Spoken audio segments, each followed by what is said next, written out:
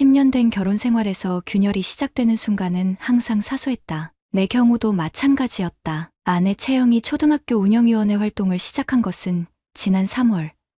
딸 지아가 3학년이 되면서부터였다. 처음엔 그저 평범한 학부모 활동이라 생각했다. 건축회사를 운영하는 내게는 아내가 아이 학교 일에 적극적으로 참여하는 게 오히려 고마울 따름이었다. 여보, 난 학교 일도 귀찮은데 내가 맡아줘서 다행이야. 퇴근 후 소파에 몸을 묻은 채 말했다. 채영은 그저 활짝 웃었다. 40을 앞둔 나이에도 여전히 예쁜 미소였다. 18에 처음 만나 24세에 결혼한 우리는 누가 봐도 평범한 부부였다. 나는 작은 건축회사를 운영하며 꽤 바쁜 나날을 보냈고, 채영은 회사원 생활을 접고 지아를 키우는데 전념했다. 운영위원회라고 해봐야 별거 없어. 그냥 애들 학교 행사 같은 거 도와주는 거지. 채영이 시크하게 대답했다. 하지만 그때 알았어야 했다. 채영의 눈빛이 조금 달라졌다는 것을. 마치 오랜 시간 잊고 있던 무언가를 찾은 듯한 반짝임이 그녀의 눈동자에 돌아왔다는 것을. 날이 갈수록 채영의 학교 활동은 늘어났다. 화요일 운영위원회 회의, 목요일 학부모 모임, 주말 봉사활동까지 한 달에 한두 번 있던 모임이 어느새 주 3회로 늘어났다. 나는 그저 아이를 위한 거니까 하고 넘겼다. 사업 확장을 위해 설계도와 견적서에 파묻혀 지내느라 가정에는 신경 쓸 여유가 없었다. 아빠, 오늘도 늦게 와?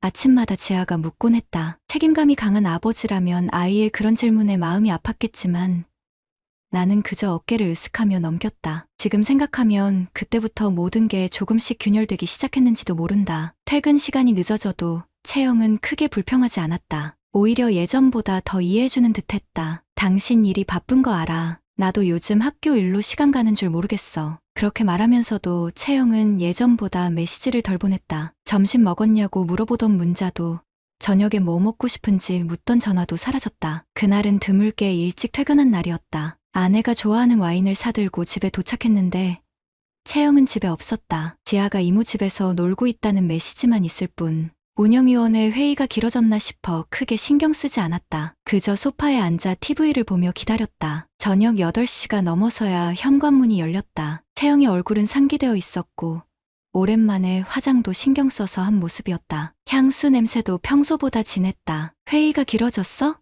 별 생각 없이 물었다. 봄 체육대회 준비하느라. 와, 이게 뭐야?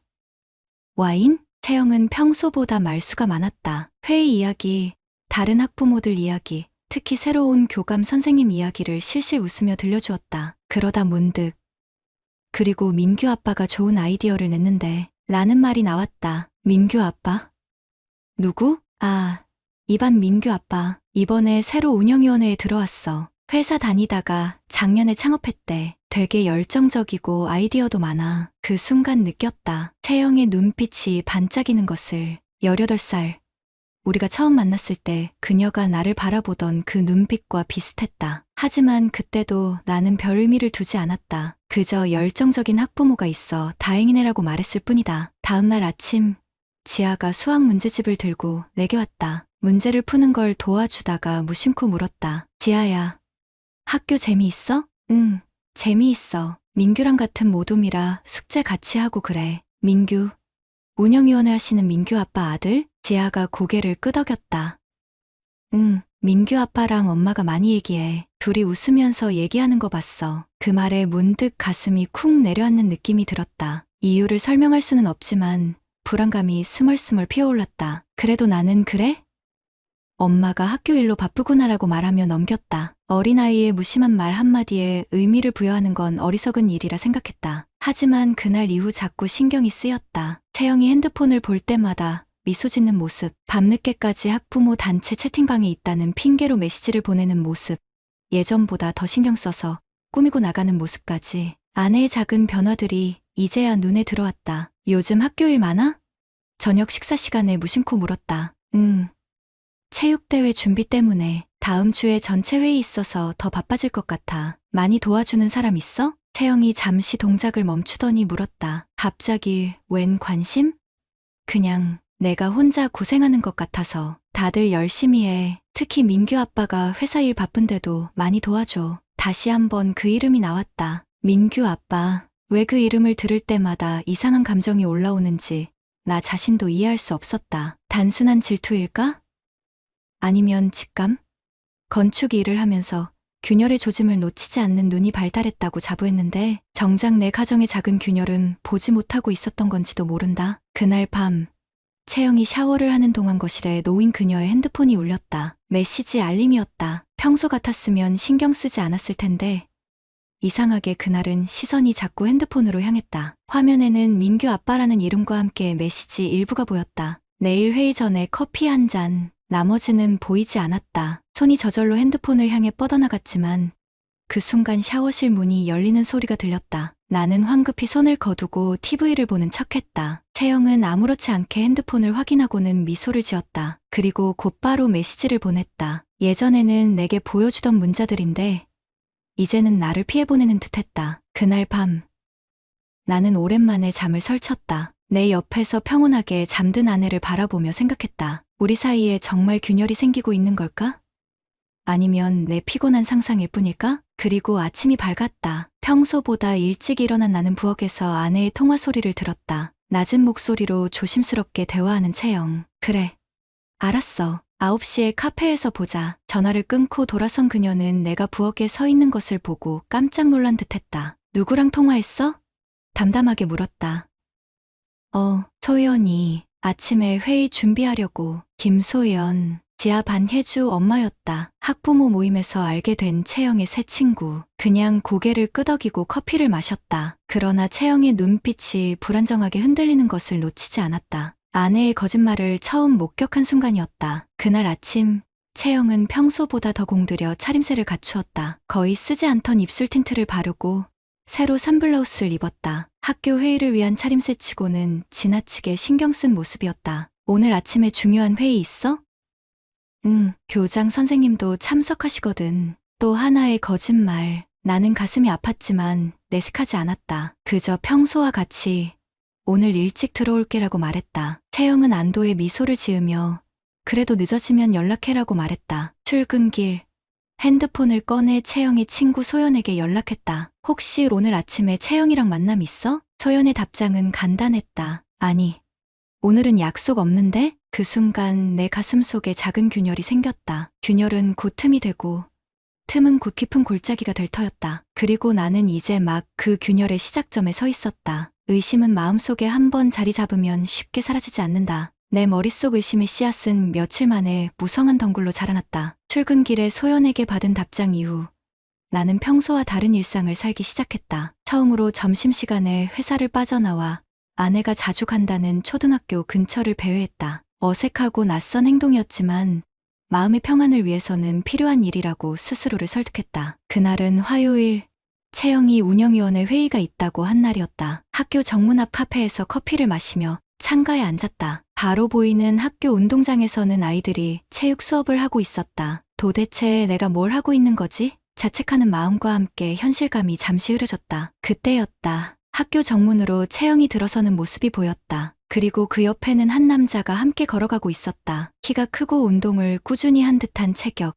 정장 차림이 깔끔한 30대 중반의 남자였다. 두 사람은 나란히 걸으며 이야기를 나누고 있었고 채영의 웃음소리가 바람을 타고 희미하게 들려왔다. 마치 18살 시절 우리가 처음 만났을 때처럼 밝고 가벼운 웃음이었다. 심장이 불규칙하게 뛰기 시작했다. 그런데 더 이상한 건 그들이 운영위원회가 열리는 본관이 아닌 다른 건물로 향하는 것이었다. 잠시 망설이다 카페를 나와 그들을 멀찍이 따라갔다. 그들이 들어간 건물은 과학관이었다. 화요일 오전에 과학관에서 무슨 회의가 있다는 말은 듣지 못했다. 창문을 통해 안을 들여다보니 채영과 그 남자는 과학실에 앉아 무언가를 열심히 이야기하고 있었다. 둘뿐이었다. 다른 학부모나 교사는 보이지 않았다. 두 사람 사이의 거리는 친구 이상, 연인 미만이라고 할까. 대화 내내 그들의 눈빛은 반짝였고 몸짓은 활기찼다. 가슴이 뜨겁게 달아올랐다. 질투?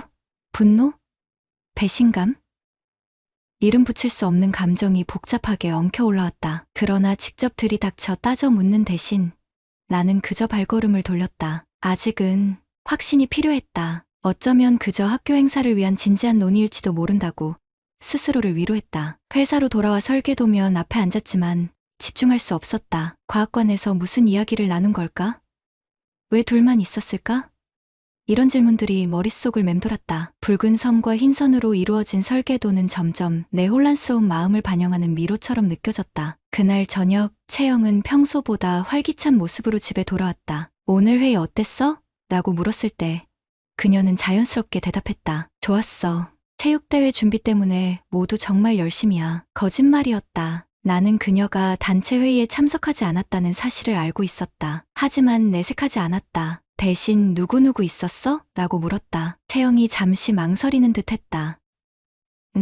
다 있었지. 소연이도, 민규 아빠도, 교감 선생님도. 거짓말이 계속 이어졌다. 나는 묵묵히 저녁 식사를 마쳤고 채영은 평소보다 더 말이 많았다. 학교 이야기, 아이들 이야기.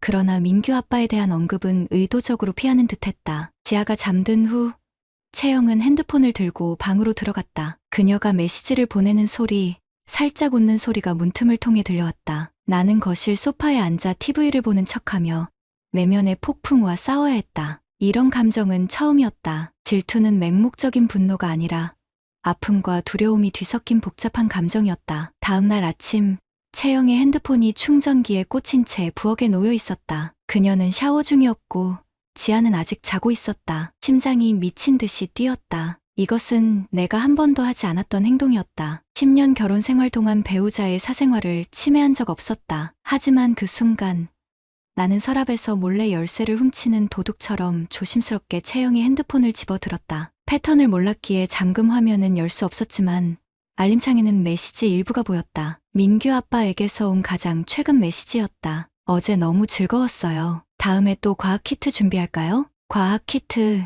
순수한 학교 활동처럼 들렸다. 하지만 너무 즐거웠어라는 표현이 묘하게 마음을 불편하게 했다. 이어 보이는 채영의 답장은 더 충격적이었다. 네, 진짜 재밌었어요. 오랜만에 웃었네요. 우리 집에선 이런 대화 못해요. 욱신거리는 가슴을 부여잡으며 핸드폰을 제자리에 올려놓았다. 물소리가 멈추고 곧 채영이 나올 것 같았다. 우리 집에선 이런 대화 못해요. 이 말이 계속 머릿속을 맴돌았다. 나는 언제부터 아내와 대화가 줄어들었을까? 어쩌면 이미 오래전부터 우리는 진짜 대화가 아닌 일상의 필요에 의한 정보 교환만 하고 있었는지도 모른다. 샤워를 마친 채영은 평소와 다름없이 밝게 아침을 준비했다. 하지만 내 눈에는 이제 모든 것이 달라 보였다. 그녀가 메시지를 확인할 때마다 올라가는 입꼬리, 무의식적으로 머리카락을 쓸어 넘기는 손짓, 흥얼거리며 요리하는 모습까지. 출근길, 차 안에서 나는 처음으로 스스로에게 물었다. 내가 실패한 건가? 열정적인 건축가로서는 성공했을지 몰라도 한 여자의 남편으로서 나는 무언가를 놓치고 있었던 것이다. 채영에게 필요한 것, 그녀가 원하는 대화, 그녀의 웃음을 되찾아주는 방법, 모든 것을 누군가에게 빼앗기고 있었다. 그날부터 일주일간 나는 채영의 일거수일투족을 관찰했다. 평소보다 일찍 귀가해 그녀의 반응을 살폈고 학교 근처를 서성이며 그녀와 민규 아빠의 만남을 지켜봤다. 단순한 학부모 모임을 넘어선 무언가가 있었다. 눈빛, 웃음소리, 서로를 대하는 태도. 그들은 분명 감정적으로 가까워지고 있었다. 금요일 저녁 채영은 또다시 학부모 회의를 핑계로 늦게 귀가할 예정이라고 했다. 나는 아무렇지 않은 척 고개를 끄덕였다. 그리고 그녀가 나간 후 지아에게 할머니 집에 가서 자고 오겠냐고 물었다. 아이는 기뻐하며 동의했고 나는 어머니께 전화의 사정을 간단히 설명했다. 혼자 남은 집에서 나는 소파에 앉아 깊은 생각에 잠겼다. 핸드폰에는 소연으로부터 받은 또 다른 메시지가 있었다. 오늘 모임 취소됐는데 채영이 어디 갔니? 통화도 안 받네. 마음이 복잡했다. 채영을 직접 미행할까 생각도 했지만 그런 치졸한 행동은 하고 싶지 않았다. 대신 나는 용기를 내어 그에게 연락했다. 민규 아빠다. 학부모 단체 채팅방에서 그의 번호를 찾은 건 그리 어렵지 않았다. 안녕하세요. 민규 아버님. 저는 지아 아빠 진수입니다. 답장은 생각보다 빨리 왔다. 네. 안녕하세요. 채영 씨 남편분이시죠? 무슨 일로? 오늘 저녁 학부모 모임 있나요? 아내가 늦게 들어온다고 해서요. 잠시 답장이 없었다. 마치 상대방이 무슨 말을 해야 할지 고민하는 것 같았다. 내 심장은 다시 빠르게 뛰기 시작했다. 아, 오늘요? 공식적인 모임은 없는데 혹시 채영 씨가 따로 약속이 있나 보네요. 그 순간 내 가슴속에 있던 작은 균열이 더 깊어졌다. 이제는 의심이 아닌 확신이 자리 잡기 시작했다. 채영은 단순히 거짓말을 하는 게 아니었다. 그녀는 점점 더 내게서 멀어지고 있었다. 핸드폰을 내려놓고 창밖을 바라보았다. 가을비가 조용히 내리고 있었다. 빗방울이 창문을 타고 흘러내리는 모습이 내 감정과 묘하게 닮아 있었다. 슬픔? 분노? 배신감? 아니, 그것보다 더 복잡한 감정이었다. 밤 10시, 현관문 소리가 들렸다. 채영이 돌아온 것이다. 비에 살짝 젖은 머리카락, 상기된 얼굴. 그리고 어딘가 죄책감이 스민 눈빛. 그녀는 나를 보고 놀란 듯했다. 아직 안 자? 그녀가 물었다. 지아는 어머니 댁에 보냈어. 우리 둘이서 오랜만에 이야기 좀 하려고. 채영의 얼굴이 순간 굳어졌다. 나는 아직 모든 것을 말할 준비가 되어 있지 않았다. 그저 우리 사이에 무슨 일이 일어나고 있는지 그녀의 입에서 직접 듣고 싶었다. 회의는 어땠어? 내 목소리는 생각보다 차분했다. 그녀는 잠시 망설이다 대답했다. 좋았어. 체육대회 준비가 거의 끝나가. 또다시 거짓말이었다. 나는 더 이상 참을 수 없었다. 소연이한테 전화 왔더라. 오늘 모임 취소됐다고. 채영의 표정이 순간 얼어붙었다. 내 가슴속 균열은 이제 깊은 틈으로 변해 우리 사이를 가로막고 있었다. 침묵이 거실을 가득 채웠다. 채영의 얼굴이 백지처럼 하얗게 변했다. 그녀는 도망치듯 가방을 소파에 던지고 주방으로 향했다. 물을 따르는 소리, 유리컵이 싱크대에 부딪히는 소리가 들렸다. 그녀가 시간을 벌고 있다는 것을 알았다. 소연이가 뭐라고 했어? 주방에서 그녀의 목소리가 떨리며 들려왔다. 오늘 모임이 취소됐다고. 내가 어디 있는지 모르겠다고. 채영이 물 한 잔을 들고 천천히 거실로 돌아왔다. 그녀의 손이 떨리는 것이 보였다. 그냥 잠깐 혼자 있고 싶었어. 10번의 결혼기념일을 함께 보낸 사람의 거짓말은 쉽게 알아챌 수 있었다. 채영의 눈은 나를 똑바로 보지 못했고 왼쪽 뺨에 작은 경련이 일었다. 그녀가 불안할 때 항상 나타나는 습관이었다. 혼자였어? 내 목소리는 차분했지만 가슴은 폭풍우가 몰아치는 바다 같았다. 채영이 입술을 깨물더니 한숨을 내쉬었다. 민규 아빠랑 잠깐 커피를 마셨어. 체육대회 과학 부스 이야기 때문에. 그래? 민규 아빠한테도 물어봤는데 오늘 공식 모임 없다고 하던데. 이 말에 채영의 얼굴이 붉게 달아올랐다. 그녀의 눈에서 당황과 분노 그리고 수치심이 스쳐 지나갔다. 내 전화를 확인해. 다른 학부모한테 연락까지 해? 날 감시하는 거야? 방어적인 태도, 전형적인 죄책감의 표현이었다. 나는 더 이상 감정을 억누를 수 없었다. 감시가 아니라 확인이야. 최근 내가 너무 달라졌어. 학교 모임 핑계로 자주 늦게 들어오고 핸드폰만 보면 웃고. 이게 다 무슨 일인지 설명해줘. 아무 일도 없어. 채영의 목소리가 높아졌다. 그냥 학교 일에 열심인 거고 민규 아빠는 그냥 좋은 학부모일 뿐이야. 거짓말은 계속됐다. 침묵 속에서 우리는 서로를 바라봤다. 열해 동안 함께 나눈 침대, 식탁, 추억들이 이 순간 너무나 멀게 느껴졌다. 나는 소파에서 일어나 창가로 향했다. 여전히 비가 내리고 있었다. 난 바보가 아니야, 채영아. 창밖을 바라보며 말했다. 뭔가 있어. 그냥 학부모 관계가 아니라는 걸 느껴. 채영이 한동안 말이 없었다. 그리고 마침내 그녀의 작은 목소리가 들렸다. 그냥 민규 아빠는 내 말을 들어줘. 지겨운 육아 얘기, 나의 꿈 얘기, 그냥 일상적인 대화도 모두 진심으로 들어줘. 그 말이 가슴을 찔렀다. 내가 언제부터 아내의 말을 제대로 듣지 않았던 걸까? 건축일에 파묻혀 그녀의 이야기를 귀담아 듣지 않은 지 얼마나 됐을까? 육체적인 관계는 목구멍까지 차오른 질문을 간신히 내뱉었다. 아니, 채영이 소리쳤다. 그런 건 없어. 정말이야. 그냥 감정적으로 의지하게 됐을 뿐이야. 감정적 외도 어쩌면 육체적 배신보다 더 깊은 상처일지도 모른다. 내 아내가 다른 남자에게 마음을 열고 웃음을 선사하고 내게는 보여주지 않는 자신의 면모를 드러낸다는 사실이. 핸드폰 좀 볼게. 갑자기 내 입에서 나온 말이었다. 채영의 눈이 커졌다. 뭐? 내 핸드폰 정말 아무것도 없다면 보여줘. 그녀는 망설였다. 그리고 그 망설임이 모든 것을 말해주었다. 그건 사생활 침해야. 서로 신뢰하는 사이잖아. 신뢰? 쓴웃음이 나왔다. 방금 거짓말 몇 개를 한 거야? 팽팽한 기싸움 끝에 채영은 한숨을 쉬며 가방에서 핸드폰을 꺼냈다. 잠금을 풀어 내게 건넸다. 손이 떨렸다. 그녀의 비밀을 들여다본다는 것은 결혼 생활에서 한 번도 상상하지 못했던 일이었다. 메시지함으로 들어갔다. 민규 아빠와의 대화방이 맨 위에 있었다. 크롤을 내리자 수백 개의 메시지가 펼쳐졌다. 처음에는 학교 행사에 관한 단순한 대화였다. 하지만 점점 오늘 하루 어땠어요? 회사에서 힘든 일 있었다면서요? 당신이 이해해주니 정말 고마워요. 집에서는 이런 얘기 할 사람이 없거든요. 아이슬란드 다큐멘터리 봤어요? 내 꿈은 항상 거기 가보는 거였는데 당신 웃는 모습이 참 예뻐요. 더 자주 웃었으면 좋겠어요. 문자들은 점점 더 친밀해졌고 최근에는 거의 매일, 때로는 하루에도 수십 번 오갔다. 학교 일에 관한 대화는 빠르게 개인적인 대화로 바뀌어갔다. 내 눈앞이 흐려졌다. 물리적 증거를 보는 것은 단순한 의심과는 차원이 달랐다. 크로를 더 내리다 어제 저녁에 메시지를 발견했다. 민규 아빠, 내일 퇴근 후에 만날 수 있어요? 당신에게 보여주고 싶은 게 있어요. 채영, 가능할 것 같아요. 학부모 모임 있다고 할게요. 민규 아빠, 항상 거짓말해서 미안해요. 하지만 당신을 만나는 시간이 내 하루 중 가장 행복한 순간이에요. 심장이 쿵 내려앉았다. 항상 거짓말이라는 표현이 의미하는 바가 너무 명확했다. 이런 만남이 처음이 아니라는 것, 계획적인 거짓말이 있었다는 것. 핸드폰을 내려놓았다. 내 손이 떨리고 있었다. 채영은 울고 있었다. 얼마나 오래됐어?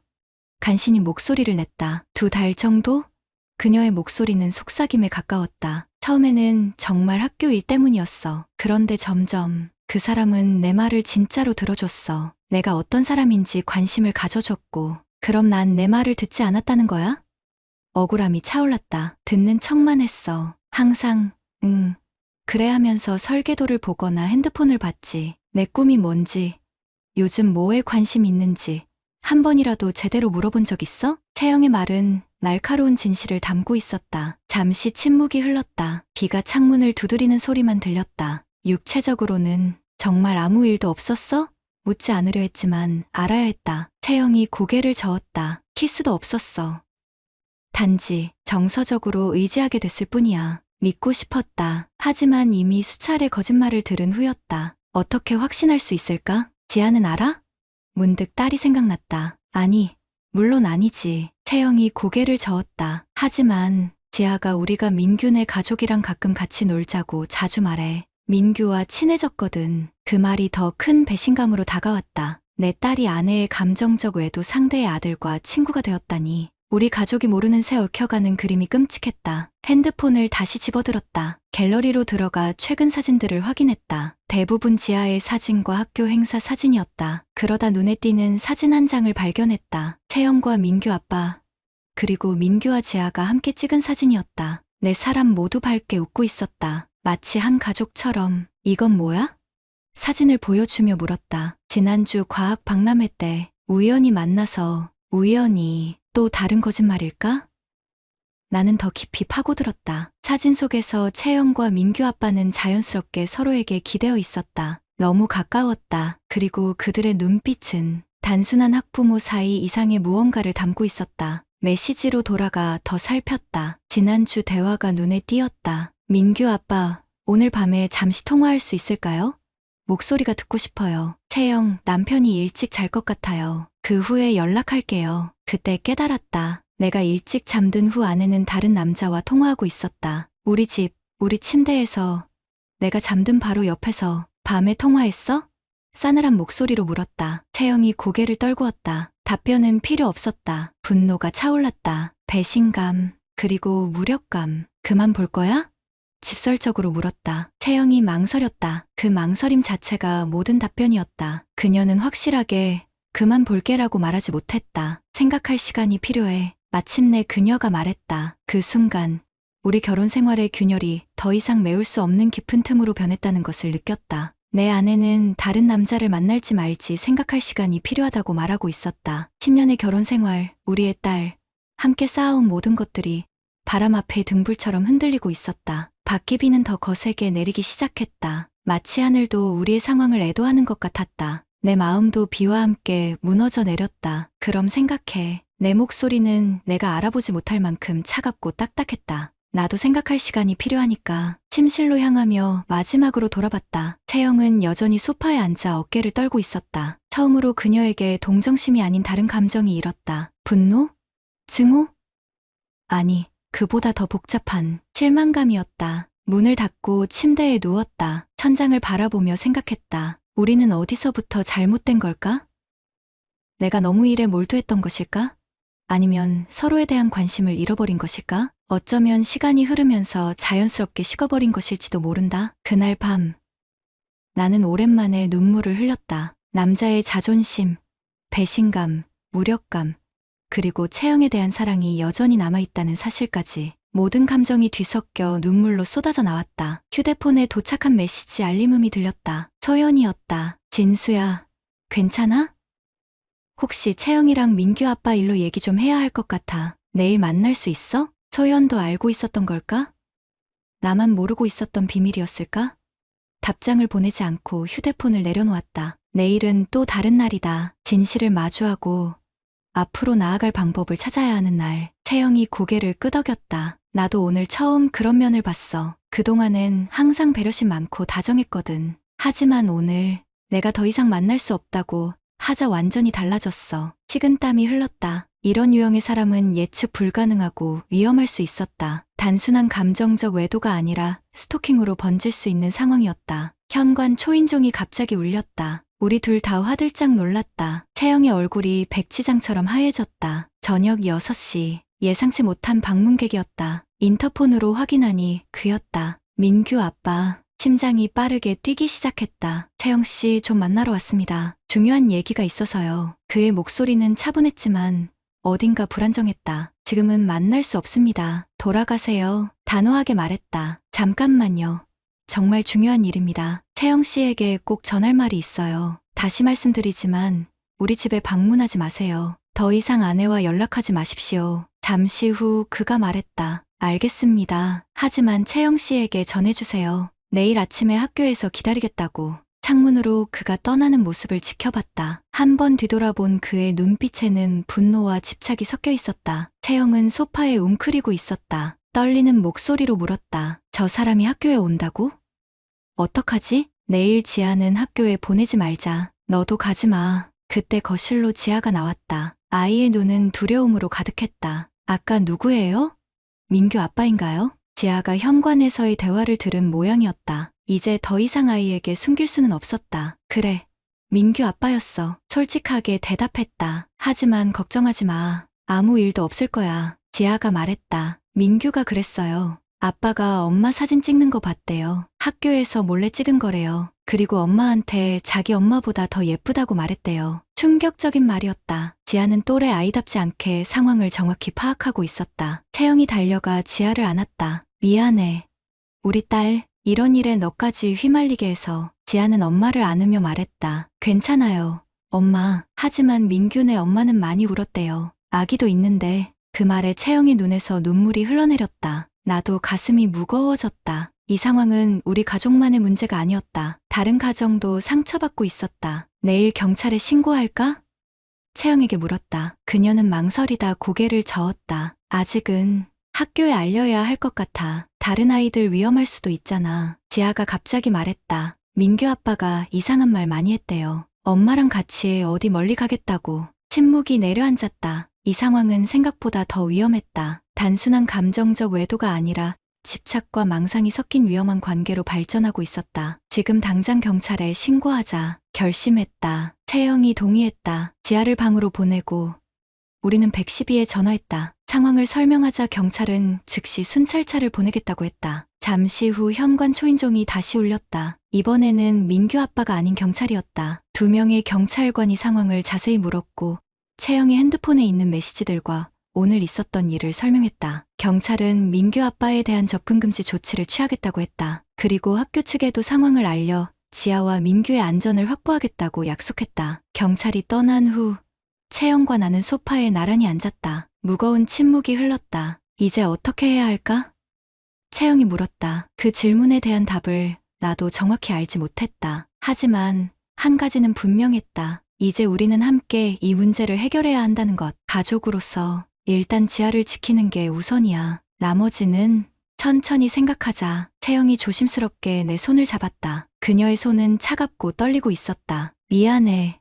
정말 미안해. 그녀의 목소리가 흔들렸다. 우리 사이에는 여전히 복잡한 감정이 남아있었다. 배신감, 분노, 두려움. 하지만 이 위기 속에서 희미하게 남아 화해의 실마리가 보이는 것 같았다. 그날 밤 경찰의 조언에 따라 현관문 잠금 장치를 이중으로 확인하고 지아의 방에 매트리스를 놓아 셋이 함께 잤다. 지아는 오랜만에 부모 사이에서 잠들며 안심한 표정이었지만 채영과 나는 밤새 뒤척였다. 서로 등을 맞대고 누웠지만 어느 때보다 멀게 느껴졌다. 아침이 밝았다. 지아의 학교는 일주일간 결석하기로 했다. 교장 선생님께 상황을 설명하자 즉시 이해해 주셨고 민규 아빠에 대한 학교 출입 제한 조치를 취하겠다고 약속했다. 채영도 운영위원회를 사임했다. 가정과 아이를 지키는 것이 우선이었다. 소연이 아침 일찍 찾아왔다. 뉴스가 빠르게 퍼진 모양이었다. 괜찮아?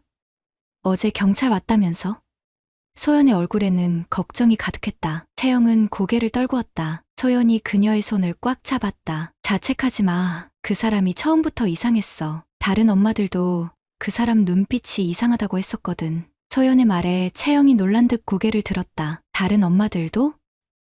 응, 너만 특별히 대하는 게 눈에 띄었거든. 몇몇 엄마들은 불편해했어. 소연의 말은 충격적이었다. 다른 사람들도 이미 눈치채고 있었다는 사실이 나를 더 무력하게 만들었다. 모두가 알고 있는데 나만 몰랐던 것이다. 소연이 떠난 후 채영과 나는 부엌에서 커피를 마시며 처음으로 차분하게 대화를 나눴다. 지아는 거실에서 책을 읽고 있었다. 민규 아빠는 어떻게 됐어? 물었다. 채영이 한숨을 쉬었다. 경찰에서 연락이 왔어. 그 사람 이전에도 비슷한 일이 있었대. 전 직장에서 한 여직원에게 집착했다고. 그 말에 소름이 돋았다. 채영이 얼마나 위험한 상황에 노출되어 있었는지 새삼 깨달았다. 그녀가 민규 아빠의 접근을 거부했을 때 더 심각한 일이 발생했을 수도 있었다. 그 사람 아내는? 궁금했다. 이미 별거 중이었대. 채권자들 때문에 법적으로만 이혼을 안 한 상태였대. 그리고 아기가 있다는 것도 거짓말이었어. 충격적인 사실들이 하나씩 드러났다. 민규 아빠는 처음부터 계획적으로 접근했던 것이다. 채영의 취약점을 파악하고 정확히 그 부분을 공략했다. 아마도 다른 학부모들에 대한 정보도 미리 수집했을 것이다. 채영의 눈에서 눈물이 흘러내렸다. 난 정말 바보 같았어. 그저 누군가 내 말을 들어준다는 사실에 너무 취해 있었나 봐. 그녀의 말에 가슴이 아팠다. 채영의 외로움은 내가 만든 것이었다. 일에 파묻혀 아내의 감정과 필요를 무시한 나의 책임이었다. 아니야. 내 잘못이야. 처음으로 인정했다. 내가 외로웠다는 걸 몰랐어. 아니, 알면서도 무시했던 것 같아. 채영이 놀란 듯 나를 바라봤다. 그녀의 얼굴에 복잡한 감정이 스쳐 지나갔다. 안도? 의외?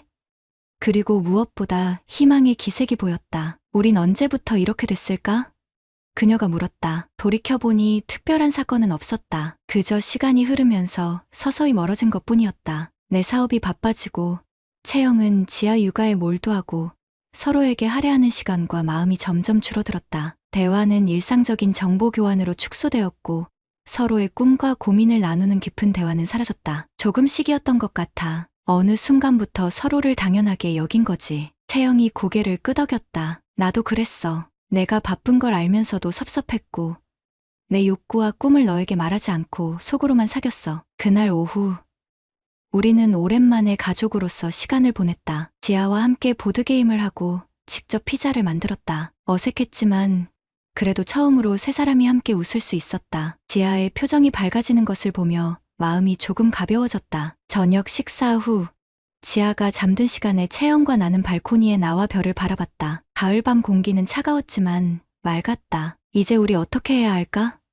조심스럽게 물었다. 채영은 한참을 생각하다 대답했다. 정말 모르겠어. 그 사람 일은 해결됐지만 우리 사이의 문제는 여전히 남아있잖아. 그녀의 말이 맞았다. 민규 아빠 사건은 단지 우리 관계의 균열이 표면화된 계기일 뿐이었다. 근본적인 문제는 우리 두 사람 사이에 있었다. 상담을 받아볼까?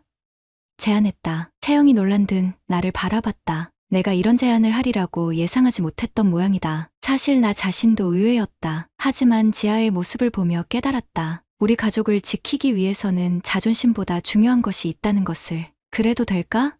채영의 목소리에는 희망이 묻어 있었다. 시도는 해봐야지. 우리에게, 지아에게 그럴 가치가 있잖아. 다음 날 가족 상담 전문가를 찾아갔다. 첫 세션은 어색했다. 서로의 앞에서 감정을 드러내는 것이 익숙하지 않았다. 하지만 전문가의 도움으로 조금씩 마음의 문을 열 수 있었다. 채영은 오랫동안 자신의 정체성을 잃어버린 것 같은 외로움을 느꼈다고 고백했다. 엄마와 아내라는 역할 뒤에 가려진 자신을 찾고 싶었던 것이다. 민규 아빠는 그 틈을 노렸다. 채영의 취미와 관심사에 귀 기울이며 그녀의 빈자리를 채웠다. 나 역시 내면의 불안을 고백했다. 건축회사가 성장하면서 더 많은 책임이 따랐고 그 스트레스를 가족에게 드러내지 않으려 했다. 오히려 일에 더 몰두함으로써 현실 도피를 했던 것이다. 집에 있어도 마음은 늘 일터에 가 있었다. 상담은 2달간 계속되었다. 매주 한 번씩 만나 서로의 상처와 필요를 나누었다. 어떤 날은 눈물로 세션을 마치기도 했고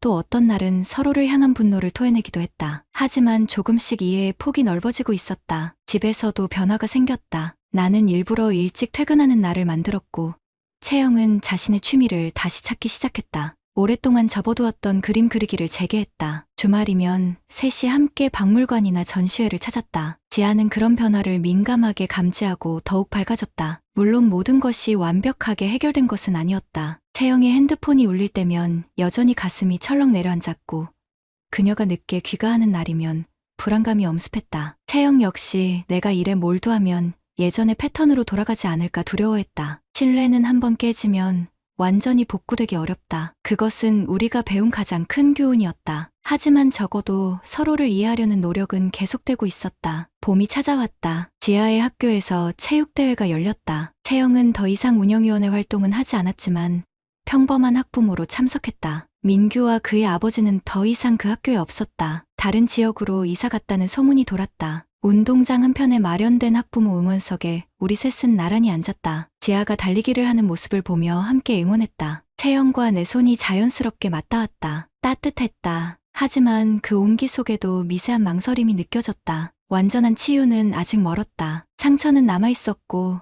신뢰는 온전히 회복되지 않았다. 하지만 우리는 적어도 같은 방향을 바라보며 걸어가고 있었다. 지아가 달리기에서 2등으로 들어왔다. 아이는 환하게 웃으며 우리에게 달려왔다. 채영과 나는 동시에 아이를 품에 안았다. 그 순간만큼은 우리가 진정한 가족이라는 느낌이 들었다. 우리 딸 최고야. 채영이 지아의 머리를 쓰다듬었다. 엄마, 아빠가 같이 응원해줘서 더 열심히 뛰었어요.